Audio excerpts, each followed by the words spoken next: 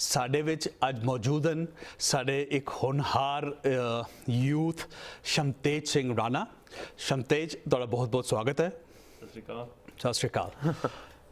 Shamtej ji has recently been accepted to the prestigious John Hopkins School of Medicine, जिथे a neuroscience पढ़ांगे। He has been selected for a full scholarship program। ਅੱਜ ਅਸੀਂ ਇਹਨਾਂ ਨਾਲ ਗੱਲ ਕਰਾਂਗੇ ਉਸ application process ਦੇ ਬਾਰੇ ਚ, ਤਾਕਿ ਉਹ ਸਾਡੇ ਬਾਕੀ ਜਿਹੜੇ ਐਸਪਾਇਰਿੰਗ ਸਾਡੇ ਕਮਿਊਨਿਟੀ ਦੇ ਬੱਚੇ ਨੇ ਉਹਨਾਂ ਨੂੰ ਵੀ ਪਾਥ ਦਿਖਾ ਸਕਣ। ਸ਼ਮਤੇਜ ਜੀ, first of all congratulations for this achievement. Thank you. ਸਾਨੂੰ tell us something. So what is it that we are celebrating today? So high school's finished, almost. I've been selected into some would say extremely prestigious neuroscience program at Johns Hopkins, and I guess we're celebrating that this hard work that I've been putting myself through these last 4 years, they've succeeded, and it's gonna look good. No, it's an amazing achievement. Tell us something about yourself first. Were you born in New York? Yeah, I was born in Jamaica Hospital Medical Center a decade ago, and now I was born and raised in Forest Hills in Queens. Used to go to Richmond Hill Gurdwara. And after a while, at the start of my high school, we moved to Long Island, a place called Comac, and there I started looking into the sciences, and I figured out that I wanted to be a neurologist, and so here we are. Tell us something about your family background. Is there anyone in the field of medicine, or what are they into? On my mom's side of the family, there's her twin brothers. They're doctors, and one of them is a professor. He teaches medicine, but there hasn't really been a strong medical sort of person in our family, and it was sort of like my parents who they've like struggled coming to the United States, and it was sort of their dream to see me become a doctor, and so I'm sort of paving the way towards that. And I hope it was your dream as well. Yeah. And how did that dream come into being? How did you decide? Did you always want to be a neurosurgeon?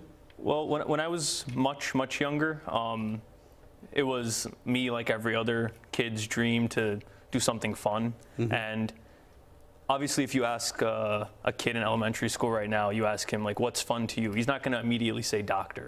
But it was sort of my mother in 5th grade, she would tell me, you're going to become a gynecologist. And I didn't understand what that was, right? And so she said, it's the doctor that helps deliver babies, like the most important doctor, because they help deliver babies. And I sort of went with that because I was like, okay, well, it's my mom. She knows what's going on. And so I went with that idea. And then in middle school, I sort of learned what a gynecologist actually was. And that was kind of an embarrassing moment. All right. And it was actually then that I started looking at other parts of the health field, and they sort of like my parents had this idea that they first put this pressure on me that you should find a job that you want to do that will earn you a lot of money, because they had these struggles that they went through because they didn't have the best jobs and they didn't have the job security like you would find in the medical field. And so from that, there was sort of this pressure on me to become a doctor or do something important. And as I grew up in middle school, I started looking at the aspects of medicine and what in there I truly thought was something I could do. And I came across a few books that I was reading in terms of like educating myself, and neurology was just something that stuck with me because I saw all of these cases of like all these strange cases of like different symptoms that scientists didn't understand, and I thought, what better thing could I be doing than try and help people who might have these symptoms.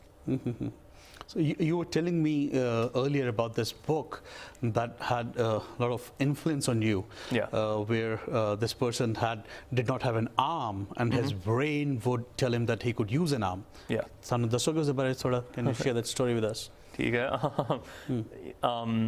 The book was Phantoms in the Brain by V.S. Ramachandran, I think. I might be wrong.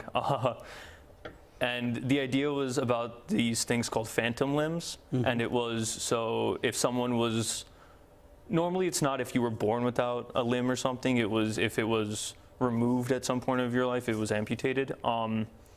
Like veterans would have these feelings where they wouldn't have their arm after it was amputated, but they would still feel it. And they would say, like, my arm, I have my arm, it's in a weird position. And it would give them pain, and it wouldn't let them sleep, and they would feel the ability to move their fingers even though they didn't have an arm, or like wiggle their toes if they didn't have a leg. And what happened was that, so Dr. Ramachandran, he came up with a experiment to try and move those arms. And he found, like, if you block off that portion of the person's body and you moved like a figure, then like a shape of an arm next to it, it would feel as though it was their own arm. And he sort of started looking at the ways in which you could trick the brain into feeling things that weren't actually happening. And so in some ways he could make people's amputated arms move to them. And I thought that was really inspiring, because there was like veterans who served their country, and they like gave all these sacrifices, and then they were struggling with this pain, and no one else could figure out a solution for it, and then he did. And I sort of thought that was inspiring. And that was something which laid the foundation for your interest in neuroscience. Yeah, that was the first book, and then I started reading on from there, and there was a lot of other things that started to critique my interest.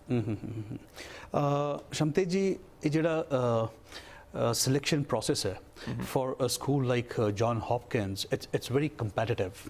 So can you tell us what do you think makes a strong application for these schools? Yeah, there's a lot of people, you'll ask them and they'll say, oh, it's all about academics, or it's all about your grades, and you have to do good in school. And I think that although that is a good thing that sets you apart from a crowd, it's more about what impact you're making to like the community around you, and who you have bonds with, and the story that you've developed for yourself over the course of your life. For a lot of people that I know, there's this stress of like figure out these academics, but there's no like extracurricular activity that is defining who they are. For me, it was fencing and the Guru Nanak Darbar's soup kitchen, the Monday night one. It was experiences in both those places, and my research and work experience during summers in between high school grades that sort of set me apart from the rest of the applicant pool. There was, if say a school such as Hopkins, which is prestigious, takes, it has like this big group of kids to look at, and they all have great SAT scores and great high school scores and all of this that is the same. They want to look for kids who will come to their campus and will bring a change, something positive to their campus. And so I think that anybody who's planning on applying, they should find something that they're good at and they're passionate about, and that should be a focus throughout their application.